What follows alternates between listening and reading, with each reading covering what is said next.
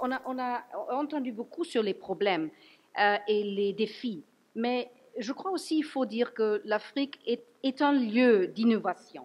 On a quand même la Cour, les chambres extraordinaires au Sénégal, on a des expériences de compétences universelles, on a les unités qui sont en train de naître, ou quelques-uns qui existent, au Mali, au Côte d'Ivoire, bien sûr avec beaucoup de problèmes, mais je crois qu'il faut aussi reconnaître qu'il y a des idées et des innovations qui peut-être faut améliorer, développer, mais il y en a. Bien sûr qu'il y a beaucoup de problèmes. Il y a la justice qui n'est pas rendue pour beaucoup de victimes. Et ici, dans ce panel, on veut voir un peu ce qui pourrait être l'avenir de la justice internationale sur le continent. Est-ce que peut-être le continent africain pourrait trouver un rôle de leadership même dans ce domaine? J'aimerais aussi bien faire dire, on a 10 minutes, chaque intervenant maintenant a 10 minutes. Vous avez déjà vu, je suis stricte avec le temps, donc il ne faut pas dépasser les 10 minutes. On aurait la discussion et les questions. Et puis aussi, j'aimerais conclure 1 heure et demie avec une dernière minute à chaque intervenant pour projeter un peu votre vision dans l'avenir. Donc déjà, si vous pensez, 1 minute pour terminer, pour aller au lunch. Je suis très heureuse d'avoir les 4 intervenants excellents sur mon panel. D'abord, c'est Amadi Ba, chef de la section de la coopération internationale, bureau du procureur de la Cour pénale internationale. Et puis, on a Hajer Goueli, excusez-moi, professeur agrégé de droit international à l'Université de Carthage et aussi commissaire de la Commission de l'Union africaine pour le droit international. Donc, elle a 3 casquettes, elle va expliquer peut-être plus tard. Et puis, il y en a Anta Guissé, avocat international de la défense, avec beaucoup d'années d'expérience dans la défense dans les cours internationales. Et puis, on a Thierry Cruvillier, le rédacteur en chef de Justice Info, qu'on a déjà vu comme modérateur dans le panel avant. Et avec cette petite introduction, j'aimerais donner la parole à Amadi Ba, 10 minutes. Merci beaucoup. Merci, Madame, de m'avoir donné la parole. Permettez-moi tout d'abord de remercier les organisateurs d'avoir associé le bureau du procureur à ma personne. Le nouveau procureur Karim Khan vous remercie de l'avoir fait. Je remercie tous les participants et les experts qui ont bien voulu être là ce matin. Le thème qui m'a été proposé, permettez-moi ensuite de saluer la présence de Madame Bensouda, mon ancienne patronne, avec qui j'ai cheminé 11 ans, et de saluer la présence de Serge également. Vous m'avez demandé de réfléchir sur l'avenir de la justice pénale en Afrique, à la lumière de ce que Mme Bensouda a fait pendant 11 ans, 2 ans avec elle comme procureur adjoint et 9 ans avec elle comme procureur. Je viens de faire 4 mois avec le nouveau procureur. J'étais membre de la garde rapprochée de Mme Bensouda comme membre du comité exécutif. Et actuellement, j'anime le task force du nouveau procureur sur la nouvelle vision de la justice en Afrique. Donc, prédire l'avenir semble difficile, mais ma tâche semble aisée comme je suis à cheval entre ce que Madame a fait et ce que M. Karim Khan va faire. Alors, ce que Madame a fait, ce que je voulais faire, le bilan, avec beaucoup d'objectivité. Elle sait mon objectivité. Je l'ai toujours conseillé en toute objectivité. Nous avons une cour avec 900 agents, 18 juges élus, un procureur élu et un procureur adjoint élu. Nous pensons plus tard changer un procureur avec 2 procureurs adjoints. Un budget de 148 000 euros, dont 47 000 pour le bureau du procureur. Elle est là présente, ça n'a jamais suffi. Nous avons 450 agents. dans le bureau du procureur sur 900 que compte la Cour. Les 47 000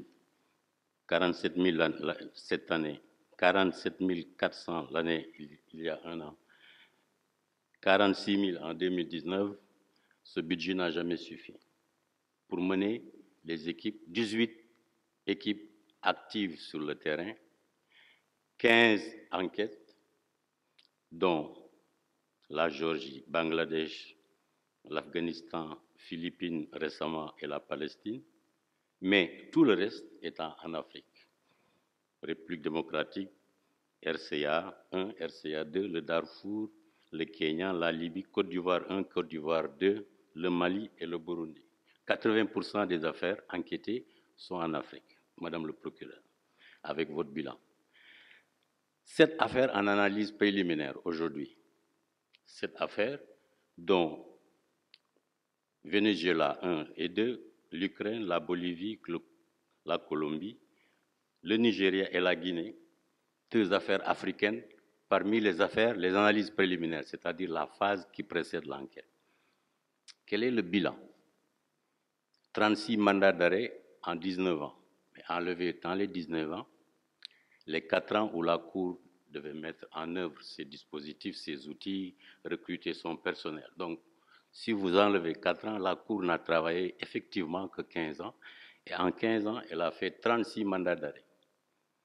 20 mandats d'arrêt ont été exécutés en Afrique, 20 mandats d'arrêt africains, 36 mandats d'arrêt africains. 3 retirés pour cause de mort, 12 mandats d'arrêt non exécutés à ce jour, africains, 7 personnes détenues, africains, 17 jugements rendus, 3 condamnations africaines, d'autres en instance et d'autres en appel. Maintenant, ça, c'est le bilan statistique. Je parle en tant que pédagogue. J'ai formé des magistrats, j'ai dirigé cette école nationale, ensuite régionale. Nous devons nous dire la vérité par rapport aux chiffres.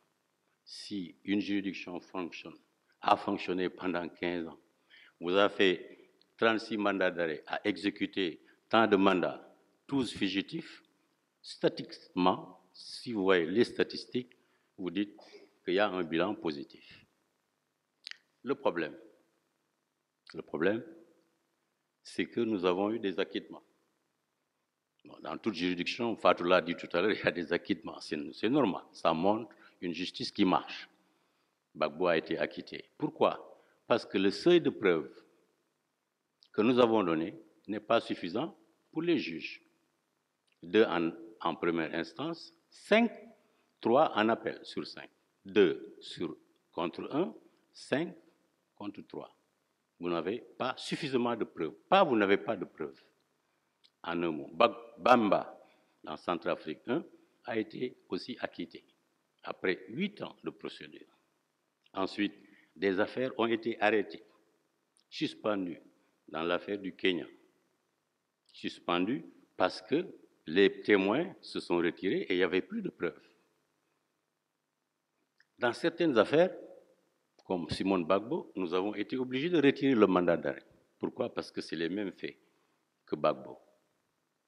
Alors, ce bilan est-il positif? Avez-vous l'impression que la justice est rendue? Madame Cissé l'a dit, on a essayé de nous justifier. Statistiquement, oui. Mais dans la réalité, énormément de problèmes.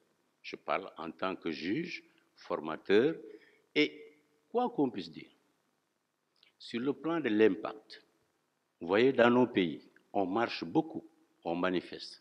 On ne tue plus en grande quantité, en masse comme on le faisait avant. Les élections se déroulent dans des pays extraordinairement opposés, avec des camps extraordinaires. Il y a moins de violence qu'avant. Je n'ai pas l'analyse technique et scientifique qui me permet de quantifier l'impact de la Cour et du travail de Fatou. Mais force est de reconnaître que quelque part, politiciens, militaires, sont en train de réajuster leur stratégie pour ne pas commettre des crimes de guerre, crimes contre l'humanité. Maintenant, quelle est la vision que je porte? Le procureur qui m'a autorisé à venir ici m'a dit encore une fois de remercier Madame le procureur pour le travail remarquable qui a été fait en termes de bilan. Ouvrir la Palestine, l'Afghanistan, tant de nouvelles affaires. Dans la réalité, sa vision, c'est maintenant, no matter where justice takes place, as long as it takes place. Je vais être très court. Nous avons défendu la complémentarité. Fatou l'a mis en œuvre. Goal 9, c'est-à-dire travailler avec les États, mutualiser les efforts pour lutter contre le gap d'impunité. Quand nous avons certaines affaires, vous devez avoir d'autres affaires pour que justice soit faite et que le travail de réconciliation et de paix puisse être quelque chose de durable. Mais nous devons travailler ensemble. On l'a fait dans un objectif stratégique, Goal 9, qui a eu du succès quelque part. Goal 6, avant son départ. Mais ce n'était pas suffisant. Alors le procureur dit, ces efforts de Fatou, je vais les considérer par une rupture. La rupture, consiste à dire, je n'ouvre plus d'affaires. Et véritablement, que si je termine toutes les phases de l'analyse de la complémentarité au niveau étatique, au niveau régional, sous-régional, international.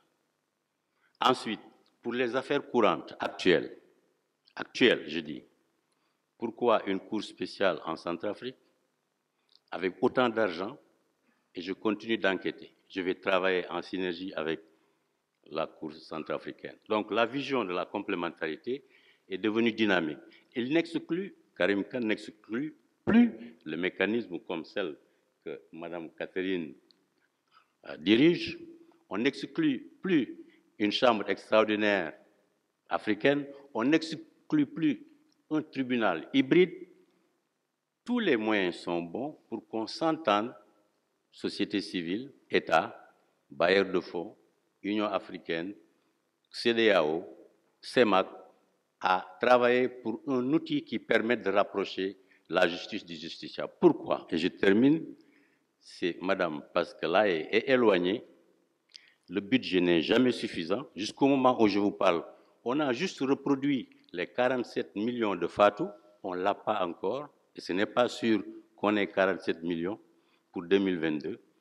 Les preuves, avant qu'on arrive dans la phase complémentaire, sont déjà parties, parce qu'il faut une phase avant l'enquête, et puis il faut qu'on change le paradigme de la perception. La justice n'est pas seulement à La Haye. Pour lui, la justice, c'est ailleurs, avec d'autres mécanismes, et je conclus pour dire, avec le nouveau procureur, La Haye, simplement, si nous tous avons failli à créer un mécanisme, quel qu'il soit, pour être plus proche de la justice, plus proche des justiciables, et que nous devons changer le paradigme qui consiste à penser que La Haye est la solution de tout. Alors, je pense que, madame, nous devons commencer ici. J'ai été juge ici, formateur, très proche collaborateur de Fatou, et j'anime actuellement la task force sur comment faire ce revirement à 1000 km à l'heure. Alors, je commencerai à montrer les limites de ce que vous faites et des erreurs que j'ai faites, à juger la justice pénale internationale sous le prisme de la justice nationale. Étant juge d'instruction par le passé, je donne un mandat d'amener, la personne ne vient pas, un mandat de dépôt ou un mandat d'arrêt, parce que j'ai la force publique.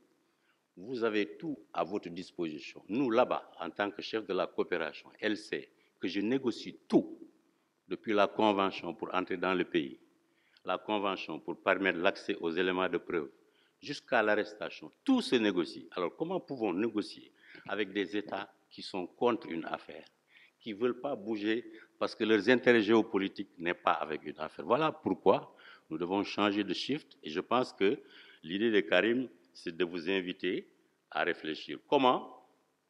Depuis sa prise de service, j'ai fait 5 pays. Le dernier, c'est l'Union africaine, avec qui nous sommes en train de parler, pour voir le stock actuel. Excusez-moi de parler de stock. Ce qui est actuellement pendant, comment le gérer avec les organismes régionaux, les entités africaines, pour qu'on puisse aider la CPI qui n'a plus les moyens, qui est très éloignée du statut de la preuve à prendre en charge les douleurs des victimes.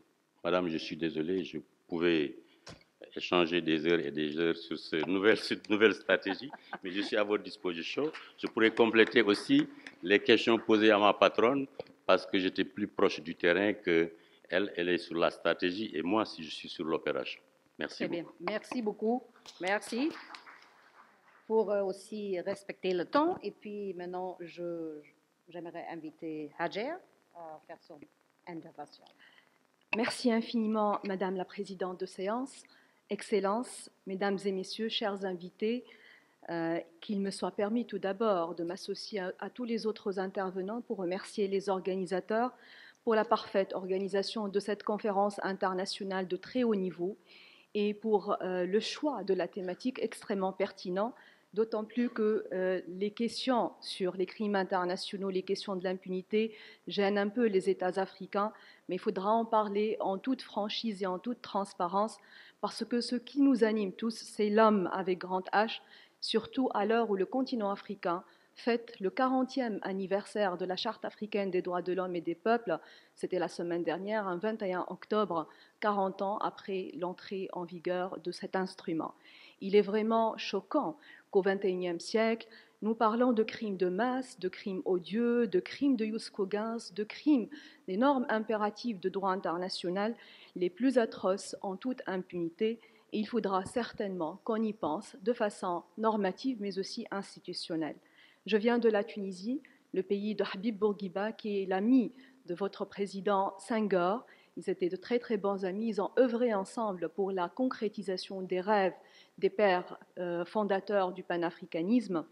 Et je suis professeur de droit international, mais j'ai aussi une casquette de commissaire élu à la Commission de droit international de l'Union africaine, qui n'est pas très connue, mais c'est l'organe consultatif indépendant de l'Union africaine pour la codification et le développement progressif de droit international en Afrique.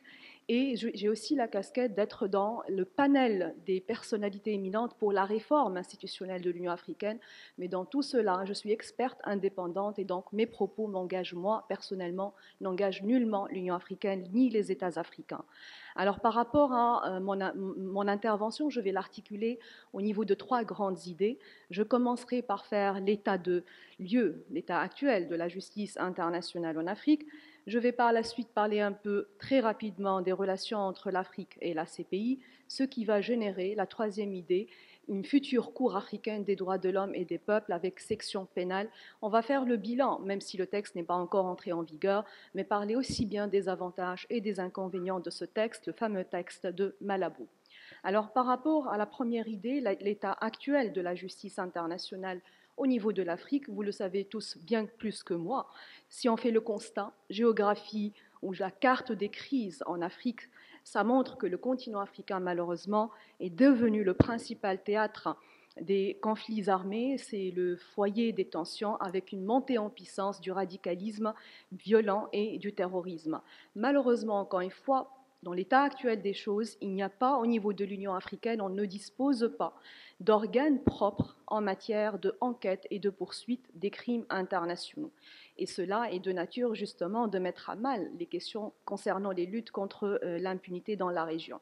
Alors, mis à part, bien entendu, le mécanisme technique de compétence universelle, et donc ma collègue va en parler, il y a aussi la notion de chambre extraordinaire africaine, parmi lesquelles il y a la chambre de Hassan Habli, ici dans les juridictions sénégalaises. Alors, il y a aussi le mécanisme très très peu connu au sein de la commission de Banjul. La Commission africaine des droits de l'homme et des peuples, elle a un mécanisme qui s'appelle le mécanisme ou l'émission d'enquête. Donc les commissaires de cette commission ont mandat pour aller faire des enquêtes là où il y a des violations graves et massives des droits humains. Et le dernier en date, si vous entrez sur le site de la commission, vous allez trouver la résolution 482 qui est de la date de 12 mai 2021 et qui donne mandat justement à la commission d'aller faire une mission d'enquête au Tigré, la région nord de l'Éthiopie, pour justement faire une mission d'enquête concernant les violations de droit international humanitaire et des droits humains et voir s'il constitue des violations massives à ce droit. Alors maintenant, si je vais aller dans le deuxième point, vous le savez aussi plus que moi, les relations conflictuelles entre l'Union africaine, plus ou moins les États africains, pas tous, quelques-uns d'entre eux, et la Cour pénale internationale. Alors c'est une confrontation, mais au départ, c'était tout à fait le contraire. Vous l'avez tous dit, l'Afrique, au départ, avait montré un engouement certain pour la CPI. Et donc si vous voyez un peu les statistiques sur disons, les États, les 114 États qui ont ratifié le statut de Rome, il y a 34 États africains, le Sénégal étant le premier des pays africains qui ont ouvert le bal. Donc cet engouement de départ va laisser place à une inquiétude permanente et puis presque à une réticence des États africains. Il y en a même qui avaient poussé un retrait massif du statut de Rome. Pourquoi? Parce qu'à l'époque, et c'était donc les années 2011, 2012, 14 jusqu'à 2014.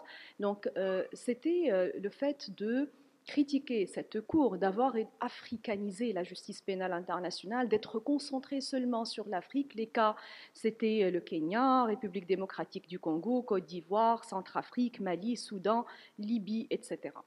Et donc, on disait que c'est une justice pénale internationale à la carte, une justice où il y a deux vitesses, une justice qui est à la tête du client.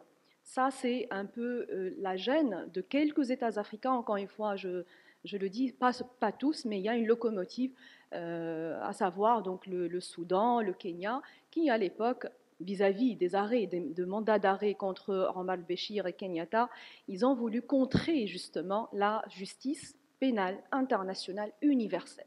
C'est ce qui donc va me donner la possibilité d'aller vers la troisième et dernière idée. Donc qu'est-ce qu'ils ont fait à l'époque? Ils ont pensé faire un mécanisme de justice pénale régionale, continentale, qui soit propre à l'Afrique. Donc je vais faire une lecture critique du protocole de Malabo et je voudrais justement vous parler de toute l'architecture très compliquée, très diffuse et qui n'est pas du tout compréhensive et où il y a des contradictions au niveau des textes internes de l'Union africaine par rapport à cette architecture. À l'heure actuelle, il n'y a que la Cour africaine des droits de l'homme et des peuples. Et donc cette Cour, elle n'a même pas été conçue dans l'acte constitutif de l'Union africaine. Au départ, on a parlé d'une Cour africaine de justice qui n'a jamais vu le jour. On n'a que la seule Cour africaine des droits de l'homme et des peuples, et c'était grâce à un protocole en 98 qu'on appelle le protocole de Ouagadougou, additionnel à la Charte africaine des droits de l'homme et des peuples. Donc la Charte, au départ, avait conçu la commission et non pas une Cour. Donc la Cour, par la suite, qu'est-ce qu'on va faire? On va, à Sharm el-Sheikh, en 2008, faire un protocole additionnel, ce qu'on appelle le protocole de fusion, pour fusionner à la fois la Cour africaine de justice d'une part et la Cour africaine des droits de l'homme et des peuples, et on va la nommer parce que c'est toujours un projet en gestation qui n'est pas encore entré en vigueur, la future Cour africaine de justice et des droits de l'homme. Alors que le protocole de Sharm el-Sheikh de 2008 n'est pas encore entré en vigueur, on va encore faire un autre texte, le texte que l'on va commenter ensemble, le protocole de Malabo en 2014. Qu'est-ce que vient faire le protocole de Malabo? Alors, on va ajouter aux chambres générales et à la section droits de l'homme une troisième section qui s'appelle la section pénale, donc des chambres pénales pour avoir ou pour donner à cette future cour une compétence pénale. Ma lecture serait mitigée, critique, nuancée. Je vais donc mettre sur le compte des avantages les nouveaux chefs d'inculpation qui sont au nombre de 15, mis à part les crimes internationaux classiques que nous connaissons, crimes contre l'humanité, crimes de génocide et crimes de guerre. On va greffer d'autres chefs d'inculpation, une dizaine, extraordinaires, en tout cas lorsqu'on va les voir. Donc vous avez la lutte contre le mercenariat, lutte contre la corruption, lutte contre la traite des personnes, lutte contre le terrorisme, lutte contre le trafic des déchets dangereux, lutte contre les changements anticonstitutionnels de gouvernement, lutte contre l'exploitation des ressources naturelles. C'est très beau, en tout cas, il y a déjà un élan pour que l'on puisse avoir des crimes qui n'ont pas été pris en considération dans le projet initial du statut de Rome et où il y avait le code des crimes et on a effacé tout cela parce que les États n'arrivaient pas à se mettre d'accord sur les définitions. Alors ce que je vais mettre dans le passif de ce protocole de Malabo, il est bien mais arriver à mettre tout un article pour justement donner, asseoir les chefs d'État et de gouvernement africains du label de l'immunité. C'est presque un permis de tuer, ce que je dis un permis de tuer, en cas de crime de masse, c'est incompréhensible. Je vous lis juste ce fameux article 46A bis, où il a été libellé ce qui suit. Encore une fois, je vous rappelle que le protocole de Malabo n'est pas encore entré en vigueur, 0 ratification, 11 signatures jusqu'à maintenant. Donc, d'après cet article, aucune procédure pénale n'est engagée ni poursuivie contre un chef d'État ou de gouvernement de l'Union africaine en fonction. Donc, on parle des chefs d'État en exercice, ou on va ajouter un label, une expression très très ambiguë dans laquelle c'est un fourre-tout, on pourra tout mettre, ou toute autre personne agissant et habilité à agir en cette qualité ou tout autre responsable public en raison de ses fonctions. C'est quoi un haut responsable public qui assume des fonctions et qui pourra aussi avoir cette immunité dans le cadre de ses fonctions? Voilà donc pour moi, internationaliste, fervente défendrice de la justice pénale internationale universelle, où l'article 27 du statut de Rome a clôturé le débat. L'article 27 du statut de Rome, défaut de la pertinence de la qualité officielle devant la CPI. Point. Avec cet article 46A bis, s'il entre en vigueur, c'est un recul dangereux par rapport à ces socles. Non seulement il y a une contradiction entre ces articles, mais aussi il y a une contradiction entre les articles des textes de l'Union africaine. Je nomme l'article 4O, dans lequel il y a une condamnation, un rejet de l'immunité. Donc regardez comment on écrit nos textes au niveau de l'Union africaine. En plus, c'est contraire, je vais conclure, c'est contraire à le droit coutumier. Il a été, donc, si vous vous souvenez, l'affaire Hérodia, 14 février 2002, donc on énonce clairement rejet de l'immunité, mais aussi l'affaire de Charles Taylor de 2004, où on énonce justement le rejet de l'immunité dans le cadre des crimes de masse. Alors, qu'est-ce que je veux dire vers la fin, pour clôturer, vu le temps? Je pense que, en conclusion, par rapport au processus de la réforme des organes de l'Union africaine, c'est un processus en cours. On a commencé en 2017 par le volet institutionnel, structurel et financier. Tout ce qui est réforme des organes, ça sera à partir de l'année prochaine, 2022. Et je pense que le fait d'être ici présent avec des experts dans des domaines variés, mais qui sont tous dans la lutte contre les immunités en cas de crime, on pourra faire des recommandations pour l'Union africaine et pour ses organes pour faire le plaidoyer de ne pas d'effacer carrément cet article dont je vous ai parlé. Et je suis aussi pour le plaidoyer d'une justice pénale internationale inclusive qui serait située au-delà des frontières continentales et de l'instrumentalisation des États. Je suis pour une justice juste, pour une justice inclusive, pour une justice connectée à l'Afrique et aux Africains, et surtout pour une justice indépendante du pouvoir politique et du pouvoir de l'argent. Je pense que c'est seulement comme ça que l'on pourrait atteindre les principes de l'agenda 2063, mais aussi les valeurs universelles d'une justice pénale internationale. Merci pour votre attention. Merci beaucoup pour ces réflexions critiques et constructives. Et maintenant, j'aimerais donner la parole à ma voisine, Anta Guissé. Je vous remercie. Bonjour à tous. Je vais, dans les quelques minutes qui me sont imparties, parler de mon expérience en défense, et notamment devant le TPIR, devant les chambres extraordinaires, devant les tribunaux cambodgiens, au sein des tribunaux cambodgiens, et devant le TSL, ce qui me permet d'avoir quand même une vision un petit peu vaste des différents types de juridictions en droit pénal international, et de parler des difficultés récurrentes pour les avocats de la défense et leurs équipes. Et jeter quelques peut-être pistes de réflexion sur les défis majeurs qui sont à relever par les juridictions nationales en Afrique de l'Ouest et ailleurs, d'ailleurs en Afrique, si on veut véritablement, convenablement juger les crimes internationaux. Je pense que ça ressort très bien des débats de ce matin. Quand on parle de justice pénale internationale, en tout cas moi quand je suis rentrée dans ce type de dossier, j'avais un petit peu les étoiles dans les yeux. Ça devait être ce qui était le mieux, le plus beau, le plus fort, le plus juste de ce que devait être la justice. Et assez rapidement, on tombe un petit peu des nues et on réalise effectivement que il y a une justice, il y a peut-être une politique pénale de la justice, mais il y a surtout une justice pénale politique. Et ça, c'est peut-être l'écueil plus important en défense que l'on a, puisque l'écueil essentiel pour moi, c'est qu'on a comme corollaire de la lutte contre l'impunité, a été une expression utilisée beaucoup aujourd'hui et que l'on utilise beaucoup lorsqu'on parle des crimes internationaux, eh bien ce corollaire à la lutte contre l'impunité, ça devient qu'on a une présomption de culpabilité. Et ça, on le voit très clairement lorsqu'on entend des commentaires sur comment ça se passe le jugement quand il y a des acquittements, quand, par exemple, au TPIR, on n'avait pas prévu de disposition pour les personnes qui auraient été acquittées.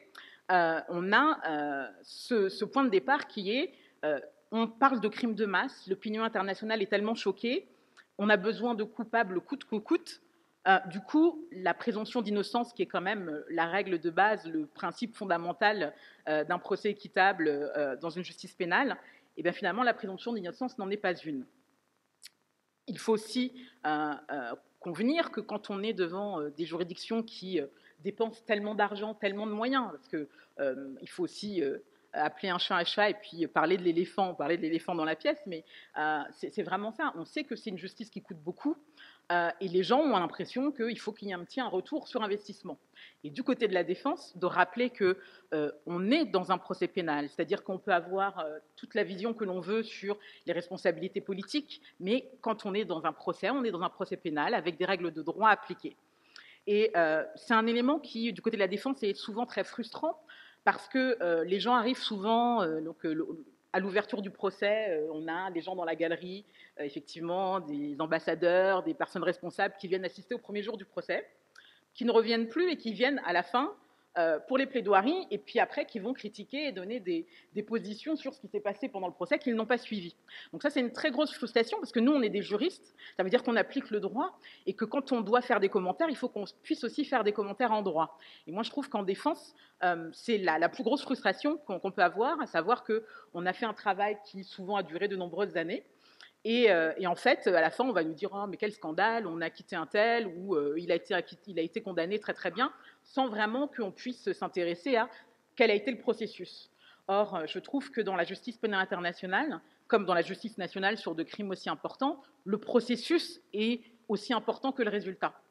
Parce que parfois, on ne peut pas arriver à une condamnation parce que les éléments ne sont pas suffisants, et en même temps, des gens auront pu prendre la parole pour parler de ce qu'ils ont vécu, et c'est aussi l'intérêt pédagogique d'un procès, faire en sorte que les choses ne se reproduisent pas. Ce qui est important aussi, c'est que devant les juridictions, ça a été le cas au CETC et au TSL, il y a la question des bailleurs de fonds.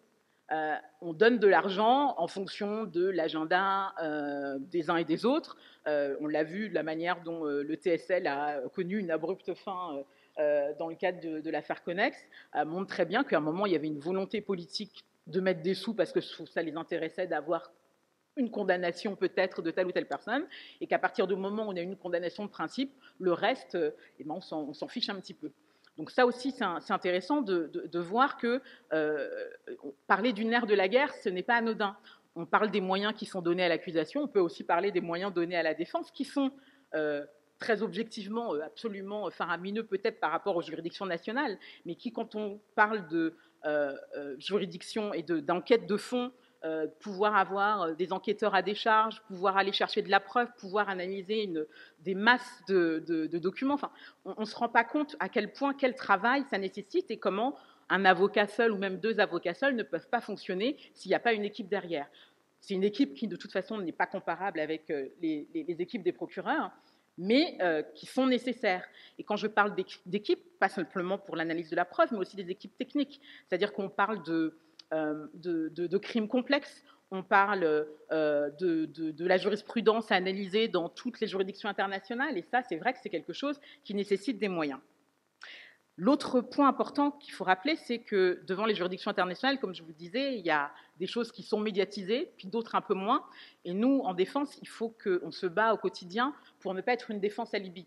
On est un petit peu le mal nécessaire parfois, hein, oui, pour qu'on puisse dire qu'il y a eu un jugement et qu'il y a eu un procès équitable, il faut quand même qu'il y ait une défense, mais on ne lui donne pas toujours les moyens et de fonctionner et de pouvoir s'exprimer correctement. Donc ça, c'est un combat au quotidien.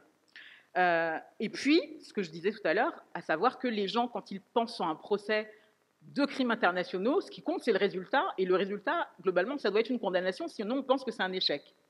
Et ça, c'est une vraie question. C'est-à-dire que là, aujourd'hui, je suis contente d'avoir entendu l'accusation rappeler que la question un procès, s'il y a un acquittement, ça montre que le tribunal fonctionne bien, qu'une cour fonctionne bien. Je ne suis pas sûre que dans l'opinion publique, on ait bien compris ça. On a l'impression que si on acquitte, ça veut dire « oulala, catastrophe, le procès n'a servi à rien ». Ben non. Encore une fois, peut-être que si on venait à d'autres moments qu'au début et à la fin, on aurait aussi le bénéfice de tout ce qui s'est passé dans les débats. Parce que le procès aussi, c'est le débat. Un débat contradictoire en droit et en fait. Après, effectivement, chacun doit prendre ses responsabilités pour savoir ce qui a marché, ce qui n'a pas marché, pourquoi on a arrivé, est-ce qu'on a estimé qu'il n'y avait pas suffisamment d'éléments de preuve. Et puis peut-être aussi, ce qui, je pense, manque souvent, saluer aussi le travail d'équipes de défense qui ont fait un travail en droit et en fait, qui peut être peut-être aussi la raison pour laquelle on arrive à ce résultat.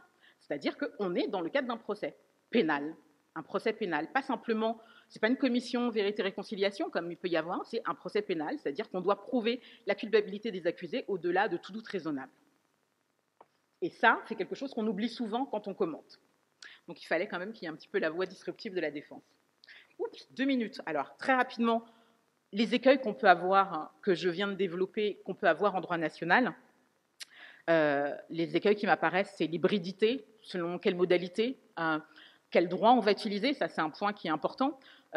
Ça joue sur la question de la formation des magistrats, la formation des avocats de la défense, la formation des avocats des parties civiles qui vont intervenir en juridiction nationale. On le voit à la CPS, par exemple, en République centrafricaine, on sait que la question de la formation, la question aussi d'habitude. Pour pouvoir avoir une défense qui soit correcte, il faut une défense forte, il faut une défense avec un barreau qui soit fort, qui ne soit pas inféodé aux juridictions ou qui n'ait pas peur de prendre la parole face au procureur. Ça, c'est un travail au quotidien à faire. Après, il faut bien sûr une justice qui soit moins chère, mais à quel prix ? J'ai parlé des moyens qui peuvent être considérés faramineux en droit devant les juridictions internationales. Est-ce que, concrètement, devant nos juridictions en Afrique de l'Ouest, par exemple, on a les moyens d'une vraie politique pour juger ces crimes internationaux? Et il faut aussi se regarder en face et dire quelle est notre position juste sur la justice nationale normale. La justice pénale, est-ce qu'on a un accès du justiciable aux cours nationales faciles? Est-ce qu'on a un système d'aide juridique qui tienne la route et qui ne soit pas uniquement financé par l'extérieur? Donc ça aussi, c'est une vraie question à se poser en droit national. Ensuite, on doit bien sûr avoir encore plus en tête la question de la politisation. Si ce qui a été dit aujourd'hui par des procureurs internationaux doit être transposé, quid de l'indépendance de procureurs ou de magistrats qui sont donc dans leur juridiction nationale, avec au-dessus de la tête peut-être des gens qu'ils devraient poursuivre ou qu'ils devraient juger en toute indépendance quand ils sont dans le système national. Donc ça, c'est des vraies questions à se poser sur la manière dont doit se faire la justice au niveau national. Après se pose évidemment aussi la question de sécurité pour les accusés et les témoins. Quand on est dans des juridictions nationales où il peut y avoir encore des conflits en cours ou des grosses tensions politiques, est-ce qu'on peut effectivement assurer cette sécurité? Et puis aussi, il faut que je termine, donc on va essayer sur le positif, en disant que peut-être que juger nationalement, ça permet d'avoir une connaissance parfaite du contexte, qui peut manquer parfois dans certaines juridictions internationales. Ça peut éviter les dérives des intermédiaires, comme on a pu le voir à la CPI, où des intermédiaires avaient des agendas dans la manière d'approcher les témoins, moins de barrières de langue et de culture, un suivi en temps réel par la population concernée. Ça, c'est aussi la justice, elle est aussi pour le peuple devant laquelle elle est rendue. La crédibilité des témoins plus facile à vérifier et peut-être des procédures plus rapides et moins chères. Donc ça, c'est peut-être une piste, mais à mettre en balance avec tous les éléments que je viens de développer. En conclusion, et je vais rappeler ce qui a été dit aujourd'hui par les intervenants, à qui je pense sera redit au fil des débats, à savoir que la question de la complémentarité de la CPI fait que de toute façon, il devra y avoir des procédures au niveau national. Maintenant, sur quelle base, à quel prix, il faut rappeler la notion de l'indépendance à la fois de la défense, mais également des organes de poursuite. Et il ne faut pas que, dans ce cadre de ces futures juridictions, la défense soit le maillon faible, parce que la défense, c'est le garant de l'équité du procès et c'est le garant aussi de la légitimité des décisions qui doivent se rendre. Voilà, j'ai encore tellement de choses à dire, mais je regarde le regard sévère de Bettina et je m'arrête. Merci beaucoup, Anta, et aussi pour respecter le temps. Et puis, j'aimerais donner la parole à Thierry pour terminer les interventions. Ouais. Merci beaucoup, Bettina. Moi, ce qui me marque, c'est que, bon, depuis ce matin, c'est un peu normal, on a beaucoup parlé de justice internationale, de tribunaux internationaux, mais dans la réalité, l'action des tribunaux internationaux est devenue strictement symbolique. Et donc, c'est important les symboles. Donc, je pense que ça ne remet pas en cause l'existence de la CPI ou d'éventuels autres tribunaux internationaux. Mais il faut garder en tête que leur action est vraiment aujourd'hui strictement symbolique. Et moi, en quelque sorte, quand j'observe et on couvre tous ces processus dans le monde, c'est pas là que ça se passe. C'est plus là que ça se passe. C'est plus devant les tribunaux internationaux que la créativité en matière de poursuite sur les crimes internationaux se voit, s'observe et se réalise. C'est bien au niveau des justices nationales et des processus nationaux qu'on a aujourd'hui les choses les plus intéressantes et les plus créatives qui se déroulent. Donc, comme Bettina, au tout début de cette journée, nous a fait référence à la Gambie et au Libéria, qui sont quand même deux pays d'Afrique de l'Ouest et qu'on est en Afrique de l'Ouest, je vais passer 2 minutes à raconter au moins 2 histoires qui me semblent avoir été de grandes histoires de justice disons, internationale ou transitionnelle. La première, donc, c'est ce qui s'est passé en Gambie depuis 2 ans et demi, une commission vérité, réconciliation et réparation a eu lieu, a été un processus spectaculaire. Marion Volkmann nous en parlera lors d'un autre panel, mais ça a été vraiment un événement incroyable à suivre depuis 2 ans et demi, un processus très rare avec des révélations en termes de vérité sur les crimes commis tout à fait hors du commun et constant pendant 2 ans, des audiences incroyables. Bref, un événement réel, national, qui a mobilisé toute la population gambienne sur le passé de la dictature de Jammeh. Avec aussi un souci des réparations qui est souvent le parent pauvre, c'est le moins qu'on puisse dire, de la justice internationale et qui là est au cœur aussi des préoccupations de la Commission, une capacité étonnante à convaincre d'anciens auteurs de venir témoigner et donc donner des faits que personne d'autre pouvait connaître. Donc là, on a eu quand même un processus qui, pour moi, a été l'un des plus grands événements en justice de ces dernières années. Il est aujourd'hui à un point assez crucial parce qu'il est pris, on voit bien que la Commission est aujourd'hui prise dans tout l'enjeu de la campagne présidentielle en Gambie, des alliances politiques contre nature entre le président actuel et le parti de l'ancien dictateur. Le rapport de la Commission était attendu en juillet, il n'est toujours pas sorti. On voit bien que la pression politique, l'environnement politique est la cause quand même principale de ce report. Et il y a aussi de grosses questions qui se posent sur l'après-commission, et là qui concerne du pénal, c'est-à-dire qu'on s'attend bien à ce que la commission recommande des poursuites judiciaires contre un certain nombre d'anciens membres des services de sécurité, que c'est un enjeu très important de tout le processus, et que celui-ci maintenant va être le grand point d'interrogation. Est-ce qu'il y aura des poursuites judiciaires crédibles et dans quelle ampleur ? Donc voilà, Gambie, quand même, grand événement de justice en Afrique de l'Ouest. Deuxième histoire, l'affaire au Libéria, donc cette histoire d'un ancien criminel de guerre sierra-léonais, qui a d'ailleurs été le principal informateur, c'est-à-dire un indique, du tribunal de l'ONU en Sierra Leone, qui se retrouve poursuivi devant la justice finlandaise pour des crimes commis au Libéria. Histoire un peu compliquée, mais qui est devenue très intéressante. Donc là, on est dans le domaine de la compétence universelle. Et c'est devenu très intéressant comme affaire quand la justice finlandaise a annoncé qu'elle allait tenir l'essentiel du procès au Libéria. Là, c'est contre les pratiques de compétence universelle qu'on a connues jusqu'ici, où les procès, notamment de Rwandais en Europe, se passent toujours dans le pays où l'accusé se trouve et où les cours ne se déplacent pas vers la scène du crime. Là, la Finlande révolutionne en quelque sorte la pratique de la compétence universelle, et donc il y avait beaucoup d'attentes, surtout dans un pays où il ne s'est rien passé. Le Libéria, c'est l'exemple type de l'impunité en matière pénale. Ils ont eu une commission vérité, certes, mais aucune poursuite pénale. Donc un enjeu important, de grosses attentes. Le résultat, c'est quoi? C'est qu'à mon avis, aujourd'hui, la Finlande a montré qu'on pouvait pratiquer la compétence universelle de manière tout à fait différente et créative si on en avait la volonté. En plus, leur argument, c'est que ça coûte moins cher. Les Finlandais sont très soucieux de leur deniers publics. Donc tout l'argument comme quoi ce serait coûteux, les Finlandais disent, c'était exactement l'inverse. Faire transporter 50 ou 80 témoins nous coûtait plus cher que d'emmener 14 personnes de la cour. Donc ça, c'est très intéressant. En revanche, grosse déception, je crois, sur le momentum qu'on attendait. On attendait de ce procès qu'il renforce et qu'il remotive le débat national sur des poursuites au niveau national. Je ne crois pas trop que ça ait eu lieu. Et en plus, les conditions du procès, finalement, ont été très peu publiques. Il n'y avait pas de public. Il y avait quelques journalistes, vraiment une poignée, 3 ou 4 journalistes accrédités, et des ONG qui ont fait du monitoring, mais on était dans un processus finalement très confidentiel qui n'a pas, du coup, produit cette sorte de moment historique pour les Libériens qui est celui qu'on attendait.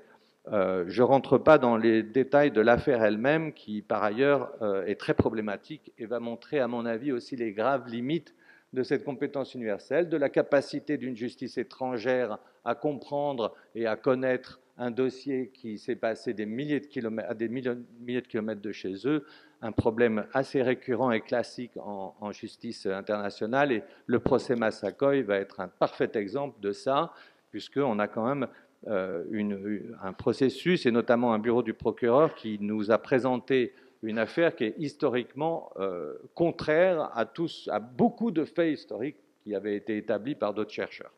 Donc là, on aura quand même une grosse discussion sur les limites de la compétence universelle appliquée aux chrétiens. Voilà, pour ces deux histoires concrètes. Moi, je voudrais juste ensuite dire un tout petit peu quelques mots sur le fait que le champ d'intervention, si vous voulez, les violences contemporaines ont changé aussi de nature. Bien sûr, on aura toujours les crimes de conflit, bien sûr, on aura toujours aussi les dictatures, les régimes répressifs, mais il est tout à fait clair pour tout le monde ici qu'on a d'autres formes de violence de masse qui sont maintenant le souci de tout le monde. Je pense évidemment aux crimes environnementaux, je pense à la responsabilité des entreprises, je pense à la question des migrants ou du trafic humain, je pense aussi au traitement des groupes extrêmement violents, fondamentalistes ou des gangs. Je pense au Nigeria, qui est quand même confronté à des questions de violence tout à fait différentes de celles que les tribunaux internationaux ont jusqu'ici gérées, et où là, il est aussi frappant que sur tous ces grands pans de violence de masse contemporains, la justice internationale a été complètement absente, y compris dans son rôle symbolique. C'est-à-dire que sur ces crimes-là, c'est au niveau national qu'on observe des choses très intéressantes. C'est au niveau national que se développe la plus grande créativité. Je prendrai un exemple, les crimes environnementaux. Il y a le mois dernier, un petit tribunal militaire de l'Est du Congo, et Dieu sait s'il travaille dans des conditions absolument incroyables. Il faut bien quand même garder en tête que les tribunaux, de ces tribunaux militaires ont jugé plus de 50 personnes pour des crimes internationaux à ce jour. Donc beaucoup plus que la CPI ou que qui que ce soit. C'est eux qui font le travail, c'est eux qui font le travail vraiment dans le dur. Eh bien, l'un de ces tribunaux est sorti avec un jugement qui comprenait une condamnation pour destruction de la nature. C'est-à-dire que finalement, le droit bien sûr, c'est intéressant au niveau formel, je crois qu'ici, il y a Madame Sceaux, bien sûr, vous étiez impliquée dans la définition internationale de l'écocide. C'est très intéressant. Je ne dis pas que c'est pas important, mais au niveau local, on réalise déjà le droit de l'environnement, sans l'appeler, peut-être sans une sophistication juridique très convaincante pour les gens ici, mais qui est vraiment ancrée dans la réalité, en revanche, des populations. Donc c'est quand même là-dessus que je voudrais vraiment qu'on garde en tête qu'on ne traite plus seulement le conflit et la dictature, on traite de tout autre crime qui touche des dizaines de millions de personnes et que tout ça se joue au niveau national. Donc c'est ça un peu pour moi, hein, le paysage de la justice internationale en Afrique, il est à ce niveau-là, et c'est à ce niveau-là qu'il est le plus intéressant. On n'a pas le temps, mais je vais le noter quand même, parce que mon thème, c'était quand même justice internationale en Afrique. Dans les années qui viennent, il y a évidemment un autre grand pan de justice, qui n'est pas vraiment pénal, mais qui va être un enjeu, à mon avis, tout à fait majeur pour plein de pays. C'est quand même toute la question des crimes coloniaux. Donc, ce n'est pas le sujet d'ici, je pense, prioritairement. Ça demanderait une conférence en soi, mais ne pas le citer aujourd'hui comme l'une des grandes questions de justice qui va toucher l'Afrique ou qui touche déjà l'Afrique et pour des décennies serait un peu ridicule. Les crimes coloniaux seront aussi dans l'actualité énormément des années qui viennent. Voilà, je pense. Merci beaucoup pour respecter le temps. Et maintenant, j'invite l'audience à poser des questions. Je vais prendre au moins 3 et donner la parole aux panélistes. Donc, Philippe, numéro 1, numéro 2. Et où sont les femmes? Oui, 3. Et les autres dans la seconde ronde. Merci beaucoup. Très intéressant. Philippe Ambart de la Cour pénale internationale. Je voulais demander justement ce que Thierry disait, que en fait l'importance des tribunaux internationaux ou de la CPI est symbolique.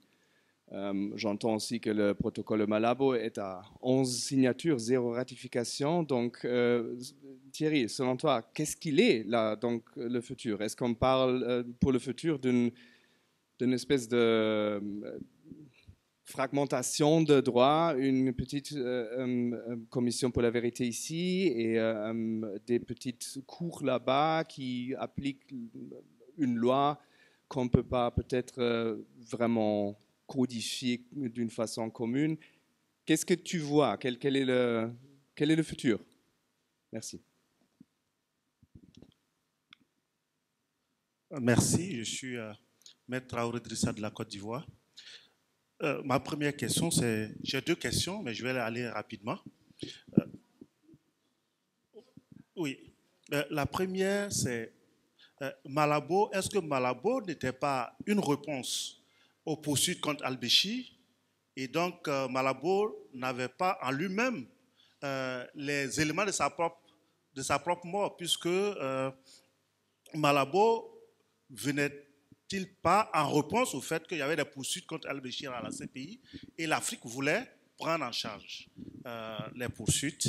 Et qui va financer les poursuites pénales? La CPI, rapidement, Côte d'Ivoire 2, ça fait plusieurs années. En Côte d'Ivoire, les gens se disent Côte d'Ivoire 2, c'est la poudre aux yeux, il n'y aura plus de Côte d'Ivoire 2, puisqu'on a déjà vu ce qui est arrivé à Côte d'Ivoire 1. Est-ce qu'on peut espérer Côte d'Ivoire 2? Merci.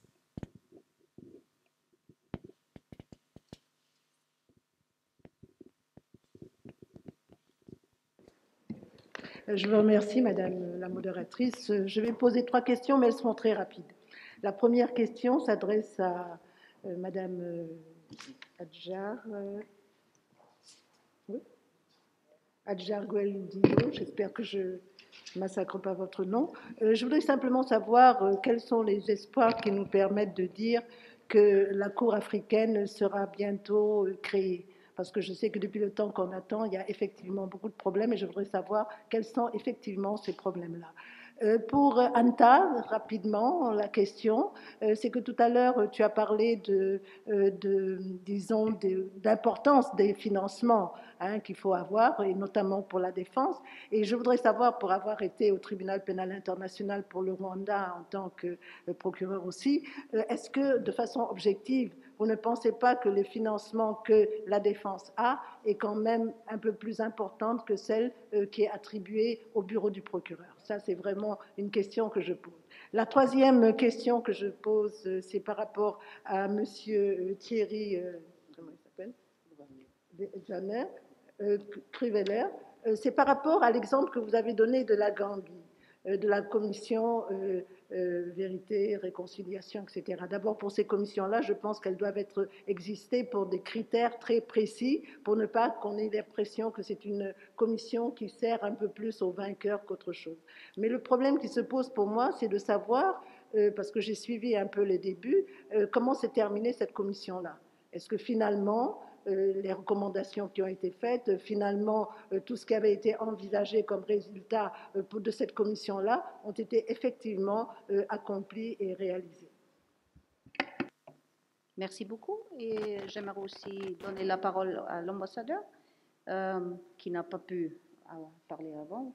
On a un microphone? Ah, oh, ouais.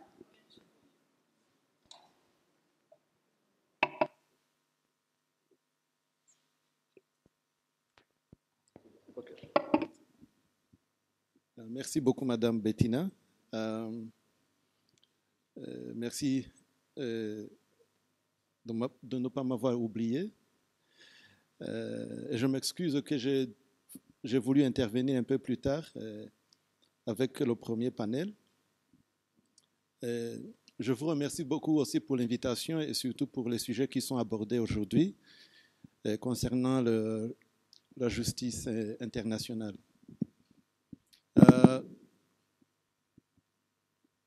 Moi, je ne vais pas poser de questions.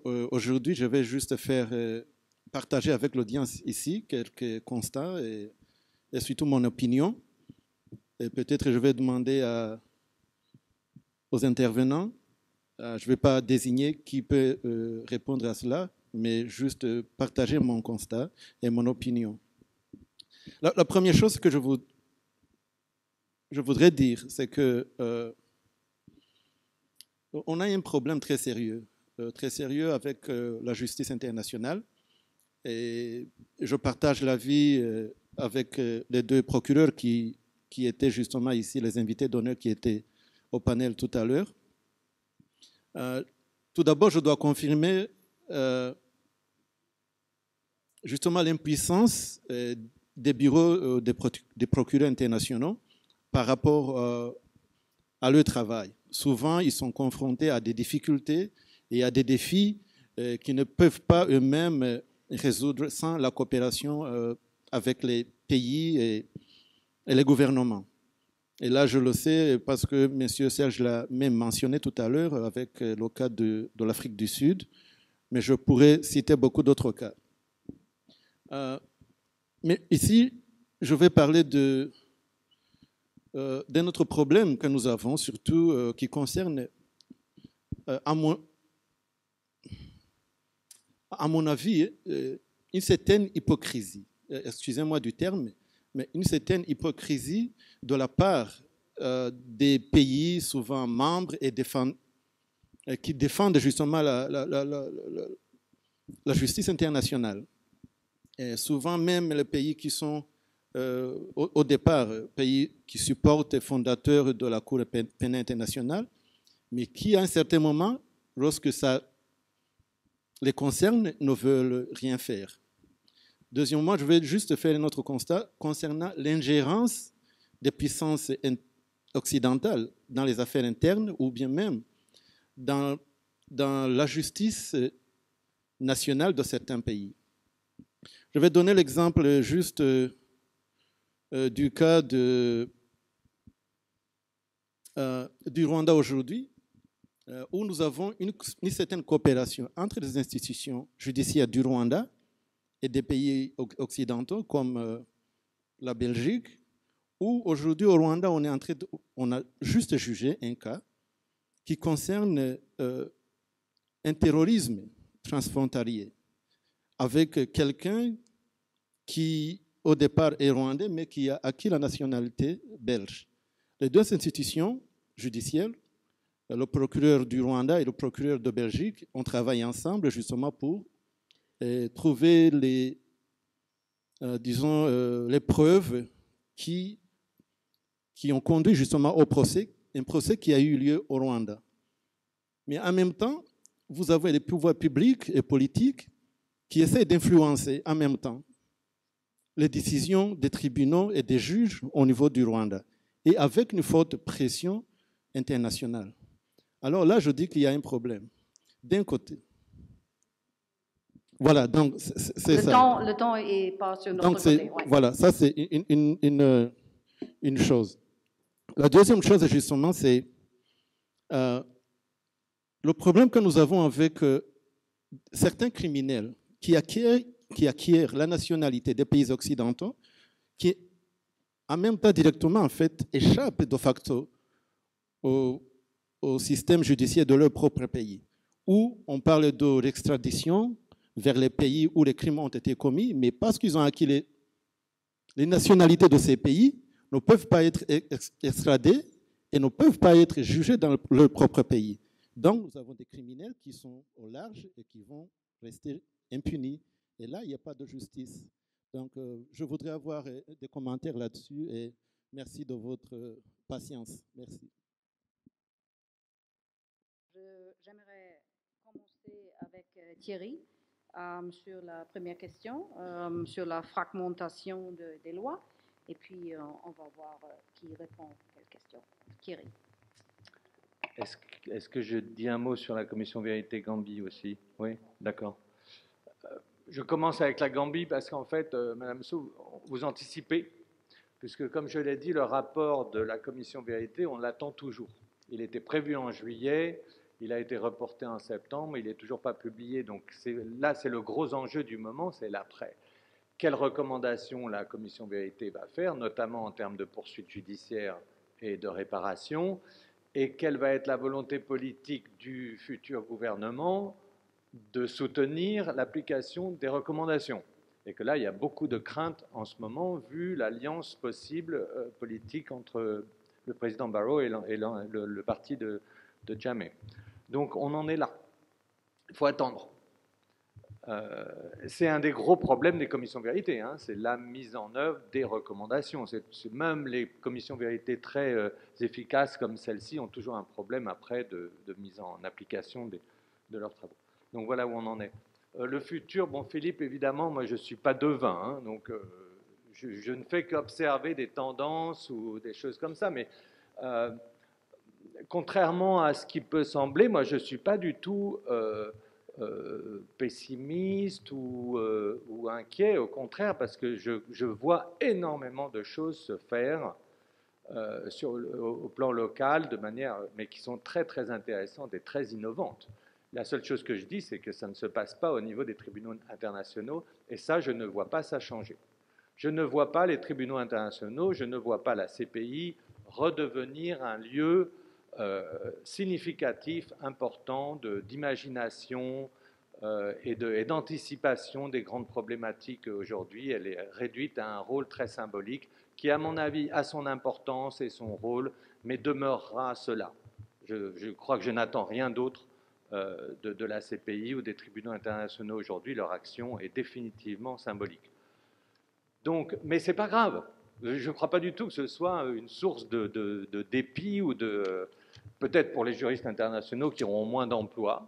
Il y a moins de travail pour les juristes internationaux, oui, ça c'est vrai, mais pour l'ensemble du domaine de la justice internationale, je crois qu'il est en pleine effervescence, il est extrêmement actif. Et il l'est aussi de manière d'autant plus intéressante qu'il est confronté à des problématiques nouvelles. C'est-à-dire que sur le crime vraiment de conflit, crime de guerre classique, l'après-dictature, tout ça, j'avoue que le terrain est quand même il est épuisé. Donc la problématique demeure, mais le travail, il est quand même très très balisé. En revanche, sur les crimes environnementaux, sur la responsabilité des entreprises, sur les migrants, sur le trafic humain, il y a un champ colossal pour vous, juristes internationaux, de travail, mais de travail réel. Et là, ce qui est intéressant, c'est que tous ces crimes aussi touchent maintenant autant le Nord que le Sud. Donc ça, je trouve que c'est très très sain pour le débat général sur la justice internationale qui, depuis 20 ans, a été un peu ce débat un peu postcolonial de l'Occident qui vient montrer son modèle au Sud. Tout ça, à mon avis, est en déclin important et il faut s'en réjouir. C'est-à-dire que la conversation aujourd'hui est beaucoup plus intéressante à partir du moment où ces crimes touchent en fait autant les peuples du Nord que du Sud. Donc tout ce mouvement de justice transitionnelle qui a été un peu en apparence un mouvement du Nord vers le Sud est en train de se retourner contre le Nord et je crois que ça rend le débat autour de ces questions-là beaucoup plus sain, peut-être beaucoup plus humble de la part des Occidentaux et donc en général très productif. Donc concentrez-vous, à la limite, vous, juristes internationaux de l'Occident en tout cas, concentrez-vous sur ces problématiques contemporaines, là il y a tout à faire. C'est ce qui me semble être. L'autre domaine qui me semble très intéressant, c'est les réparations. Débat qui a été complètement laissé de côté, qui n'intéresse pas les juristes internationaux, qui a totalement désintéressé les tribunaux internationaux et les bailleurs de fonds. Or, les victimes, tous ceux qui sont ici le savent, la demande en réparation est une demande centrale des victimes partout dans le monde. Or, ce débat sur les réparations, il est beaucoup plus vigoureux aujourd'hui. Ça va prendre longtemps, hein, mais il est beaucoup plus vigoureux aujourd'hui, il est beaucoup plus reconnu aujourd'hui, y compris dans des cercles qui étaient jusqu'ici très réticents pour le considérer. C'est tellement une réponse fondamentale que là aussi, je crois qu'il y a tout un champ de travail qui est passionnant à fructifier. Sur la question qui était de est-ce que finalement la défense n'aurait pas des moyens plus considérables que l'accusation, alors là, évidemment, je vais m'inscrire en faux et simplement prendre un exemple concret qui est que lorsqu'on est dans une équipe de défense avec un conseil et un conseil et qu'on a face à soi un bureau du procureur qui est indivisible. Je vais prendre l'exemple là, j'ai dernièrement plaidé l'appel aux chambres extraordinaires devant le tribunal cambodgien où nous étions 2 avocats et en face on avait 8 procureurs pour plaider. Il va de soi que ce soit pour plaider sur des points de droit particuliers, que ce soit pour préparer des interrogatoires de témoins. Quand on est en nombre limité humain, les journées ne font que 24 heures et on a beau être extrêmement motivé ou avoir des équipes brillantes qui nous soutiennent, voilà, il y a des choses qu'on ne peut pas faire. Voilà. Donc là, c'est souvent ce problème qui a aussi un impact sur le temps de préparation. Et puis aussi, quand on arrive dans un procès, en défense, les procureurs, en général, le bureau du procureur a quelques années d'avance sur nous, sur les faits. Donc, ça aussi, ça à prendre en compte. Donc, ça, ce sera ma réponse courte à la question. J'ai une question sur la Côte d'Ivoire, mais les exposés oraux sans lecture et dans un temps limité de 10 minutes vous font toujours oublier des choses essentielles, madame. Je voulais juste, encore une fois, montrer que les enquêtes de la Cour pénale couvrent les 5 continents, même si l'Afrique a été un laboratoire. Ça, il faut le retenir. La deuxième chose, c'est que dans la nouvelle stratégie du procureur sur la complémentarité, il engage les collègues et les futurs collègues qui seront recrutés, ces nouveaux adjoints, à évaluer la complémentarité, pas seulement au niveau étatique, mais aussi au niveau régional, voire avec les organisations, la CEDEAO, l'Union africaine, qu'est-ce qu'on peut faire pour encourager des poursuites nationales, en tout cas avec les systèmes hybrides. Donc, c'est juste pour corriger ce que je n'ai pas pu dire. Et enfin, la CPI, qu'est-ce qu'il va devenir pour M. Karim Khan? C'est une CPI repensée, réorientée vers plus d'efficacité, parce qu'on ne va retenir que les affaires aussi très très graves. Le seuil de gravité retenu par Fatou, personne ne le discute. Toutes les affaires se justifient, la Palestine, l'Afghanistan. Mais si je travaille avec tous les partenaires, stratégiques, nationaux, régionaux, financiers, pour qu'il y ait un mécanisme, je dois en même temps me focaliser sur les affaires les plus graves et engager mes équipes sur des résultats plus efficaces. Alors, l'avenir de la CPI, c'est d'être là, peut-être pas avec moins de 900 personnes, mais avec une stratégie beaucoup plus efficace. Voilà ce que je voulais dire sur mon exposé, pour le compléter. Sur la question de la Côte d'Ivoire, la poursuite de Côte d'Ivoire 1 du camp Laurent Gbagbo n'est pas une poudre aux yeux. Et je suis désolé, vraiment, chers collègues, je vous invite à lire la décision des juges en appel. On l'a ouvert, l'ancien procureur, j'étais là-bas.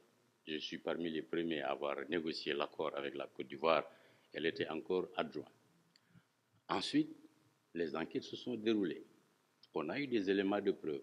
La Cour nous a dit même d'aller plus loin que la période retenue et d'apporter encore plus d'éléments parce que la Cour pense que le camp Gbagbo a commis, mais l'autre camp a commis. Amené suffisamment. On a amené. Les mandats d'arrêt ont été demandés. Des chambres, des juges indépendants ont donné les mandats d'arrêt. Pas des juges politiques, mais des juges. Ensuite, à l'unanimité. Ensuite, quand il s'agit de les juger, 2 juges contre. On dit oui, il n'y a pas assez de preuves. Un juge a dit non, vous vous êtes trompé et a développé les preuves contre Gbagbo. Il dit qu'il faut les condamner. En appel, 5 juges. 3 ont dit qu'ils ne sont pas responsables, il n'y en a pas assez. 2 ont dit non, il y en a assez. Donc, il faut vraiment, en tant que quelqu'un qui est magistrat, formateur, qui est impliqué dans la justice, je ne vais jamais dire que Gbagbo est coupable. Non, il est libre. Je ne vais pas aussi dire que appeler nos archives pour dire non, il y a des preuves, non, il est libre. Mais tirons aussi et soyons un peu plus humbles dans le jugement. C'est pourquoi je l'ai dit tout à l'heure. Ne jugez pas la justice pénale internationale sous le prisme de votre justice nationale. Parce que vous allez peut-être vous tromper dans la perception de comment on travaille. Ensuite, si vous lisez les jugements, les arrêts, les juges n'ont pas dit que Mme Fatou Bensouda ou même son prédécesseur se sont trompés de stratégie. Et à l'époque, force est de reconnaître que seul, à part ceux qui soutiennent Gbagbo, tout le monde, la plupart, voulait que Gbagbo aille à la haie. Donc, il faut aussi un peu essayer d'avoir raison gardée, même si on s'engage intellectuellement, et je ne dis pas politiquement, idéologiquement, à juger une affaire, il faut prendre les arrêts et les lire. On a engagé des poursuites, on a perdu. Un bureau acceptable, responsable, indépendant, intègre doit dire « nous avons perdu, nous le reconnaissons ». Leçon learned. On a beaucoup réajusté. Je vous dis, il y a moins d'enquêteurs anglophones sur le terrain. C'est pourquoi on a voulu un procureur francophone et des juristes et des enquêteurs francophones. On a estimé peut-être qu'il y a des problèmes. Ensuite, on veut favoriser avec Karim Khan. Je vais tout faire pour que les nationaux sachent que la justice n'est pas à la haie, c'est froid, c'est loin, je n'ai pas assez d'argent. Les collègues, avant qu'ils n'interviennent, la preuve a disparu. Travaillons ensemble, même avec Côte d'Ivoire 2, peut-être, je ne sais pas encore, pour trouver une solution. Maintenant, pour vous répondre sur Côte d'Ivoire 2, aujourd'hui, Mme Bensouda a laissé 18 équipes qui enquêtent sur 14 affaires. On y a ajouté la dernière fois les Philippines, enquête nouvelle. Alors, depuis 3 mois, M. Khan entend chaque 2 semaines une équipe pour voir l'enquête, l'évaluation des preuves. Et je pense que dans quelques mois, on va avoir une solution sur la suite de Côte d'Ivoire 2. Est-ce que ce sera des mandats d'arrêt? Ou est-ce que ce sera rien du tout? Ou est-ce que, engager, comme j'ai dit, le dynamisme d'une complémentarité dynamique, responsable, pragmatique, avec ce que je viens de dire, tout est ouvert, mécanisme, hybride, etc. Je ne sais pas encore. Et je termine encore une fois sur une note d'espoir. Il y a quelques années, madame, quand je disais, en tant que responsable de l'école de la magistrature, on cherchait des moyens, la France était le seul soutien, on diversifiait les moyens. La rupture qu'on faisait, qu'on voulait dans la formation judiciaire sénégalaise, il y avait tellement de résistance et de problèmes. Mon collègue, aujourd'hui directeur, peut me confirmer.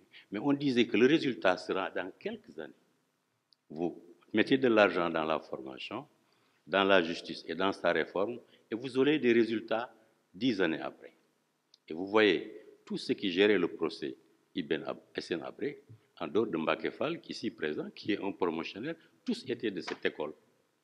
Pourquoi? Parce qu'il y a eu des moments où il faut mettre de l'argent là où il le faut. Il faut croire à la justice nationale. Il faut éviter de penser que les mécanismes là, les hybrides, là, peuvent régler nos problèmes. Ils peuvent nous aider à régler nos problèmes, pas tout. Alors, mettons nos efforts, en tout cas, si ce séminaire, après 12 ans de présence à la CPI, je pense que l'heure est venue qu'on regarde moins la haie et qu'on regarde plus les solutions locales. Avec la haie réformée, intégrée, avec des juristes performants qui regardent la gravité et qui essaient de créer le consensus sur les poursuites, les enquêtes et les poursuites. Parce que sans consensus, vous perdez du temps à cause de l'élément politique. Je vous remercie. Et puis, merci. Vous allez répondre aux questions et oui, terminer avec une projection vers le futur. Et puis, je donne la parole 1 minute pour Anta, 1 minute pour Thierry. Et on doit terminer le panel. Oui, merci infiniment. Donc, je vais intervenir sur la question du texte et du contexte, et 2 sur le futur avec une note optimiste. Par rapport au texte et le contexte, maître, je suis tout à fait d'accord avec vous. Cette future cour est pour l'instant un fantôme juridique et je ne pense pas qu'elle va avoir lieu. Le protocole de Malabo de 2014 a été pensé et écrit dans un contexte précis de contrer la CPI vis-à-vis de la question d'Omar al-Béchir. La CPI devait être, à l'époque, on voulait la bloquer, on voulait la contrer, mais je pense que le contexte actuel a complètement changé avec le souffle des révolutions.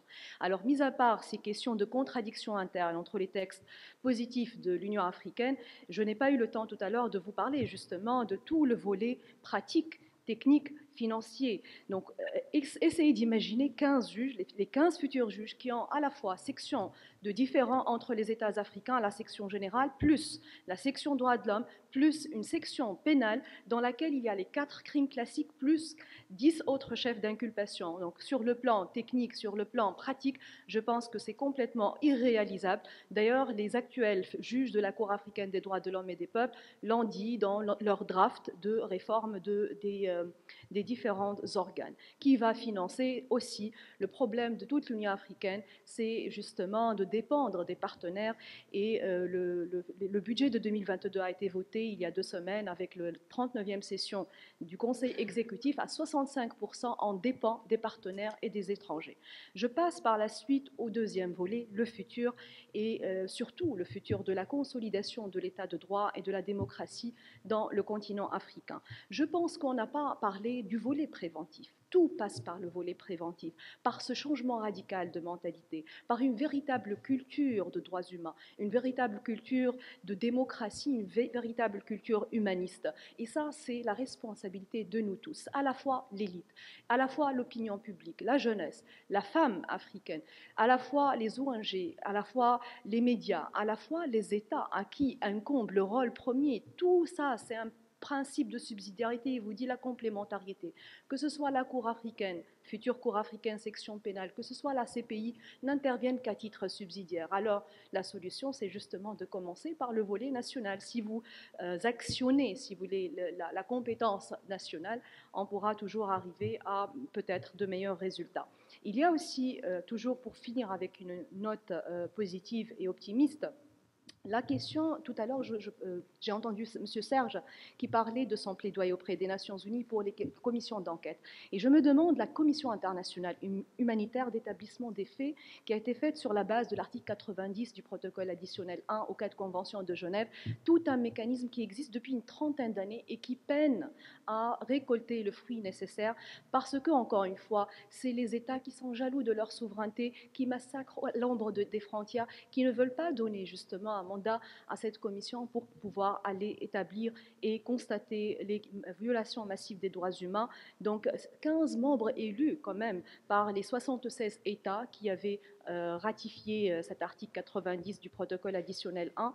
La commission est établie et créée depuis 1991, mais malheureusement on ne voit pas véritablement un travail. D'ailleurs, par rapport au Tigré, ils ont proposé leur aide, mais ça, comme vous le savez, donc les États africains, malheureusement, ils sont très réticents, très jaloux par rapport à leur souveraineté. Donc voilà, c'est pour vous dire que tout passe par une synergie positive et ce lieu de foisonnement juridique et ce lieu de rencontre, ce lieu d'expérience comparée et comparative pourrait justement nous donner un élan nouveau pour penser à un meilleur avenir pour l'Afrique au niveau de la lutte contre l'impunité pour crimes de masse. Je vous remercie.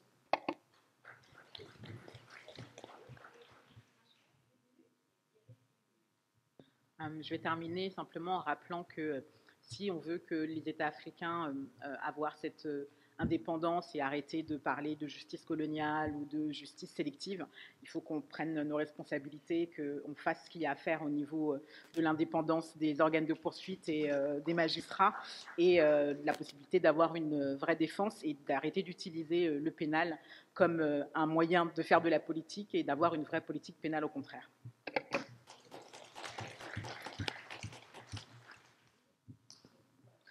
Bon, alors, qu'est-ce qu'on va choisir? Renverser peut-être les mentalités. C'est-à-dire qu'ici, il y a quand même beaucoup de gens des tribunaux internationaux et malgré tout, quoi que vous disiez, vous vous sentez supérieur souvent aux autres. Si, c'est vrai. Mais si, ça se sent. Mais je le dis quand même, je pense que si la justice...